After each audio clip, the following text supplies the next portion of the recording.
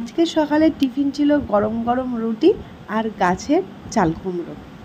আজকে আমি বৃষ্টির মধ্যে যাচ্ছি কাঁচরাপাড়ায় মার্কেটিং করতে, তাই ভাবলাম এই টাকলু মাথাতেও একটু সেজে নিলেও মন্দ লাগে না, তাই এখন সেজে গুজে গাড়ি নিয়ে বেরাচ্ছি।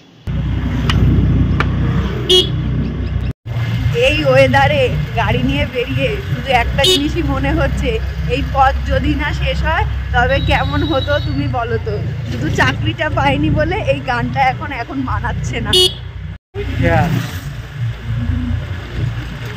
চলে এসেছি আমরা কাঁচরাপাড়ায়, পুরো তো গাড়িতে একদম ভরা।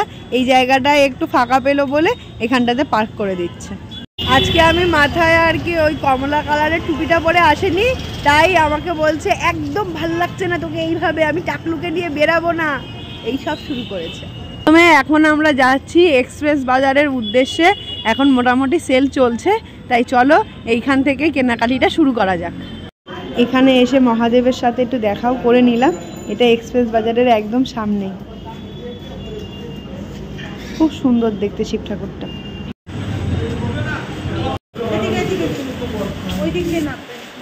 যেদিনকে এক্সপ্রেস বাজারে এসেছিলাম ওপরের রুমটাতে মানে ওপরের বিল্ডিংটাতে কাজ চলছিল, এখন দেখলাম নিচের বিল্ডিংয়েও কাজ চলছে, সমস্ত মনে হয় ফল সিলিংটা চেঞ্জ করাচ্ছে।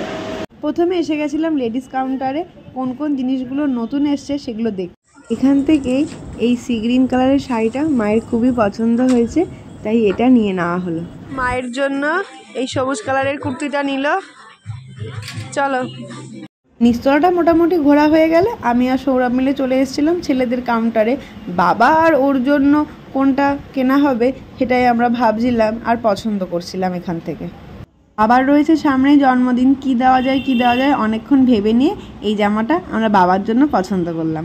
এখন এই জামাটা ট্রায়াল করতে গেছে, যে সানগ্লাসটা ট্রাই করলাম, বেশ ভালোই লাগছে। 150 টাকা, দামটাও রিজনেবল আছে, খুবই সুন্দর লাগছে, ভীষণ ভালো লাগছে।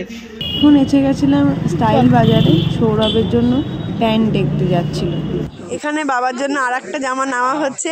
এই জামাটা স্পেশালি মায়ের খুব পছন্দ হয়েছে বাবার জন্য, তাই এই রঙিন জামাটা এখন বাবার জন্য আমরা নিচ্ছি।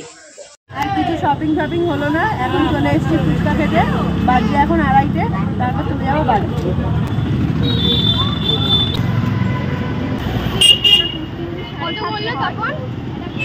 তুই খা।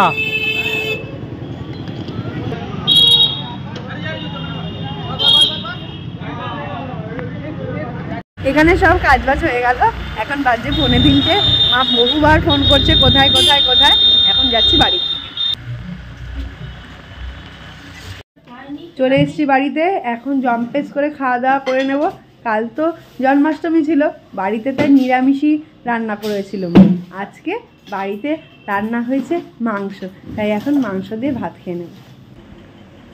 এই যে মা নিয়ে আসলো গরম গরম বেশি করে ঝাল দিয়ে খাসির মাংস দিল মা বাবাকে জন্মদিন উপলক্ষে। এটা পরে তো বাবাকে আরো ইয়ং লাগছে। তোমার কেমন লাগছে বাবা? খুব ভালো লাগছে। তো সঞ্চিতা সাদা কালারের একটা পদ্ম ফুলের গাছ দিয়েছিল, মা আজকে একটা গোলাপি ফুলের গাছ নিয়ে এসছে।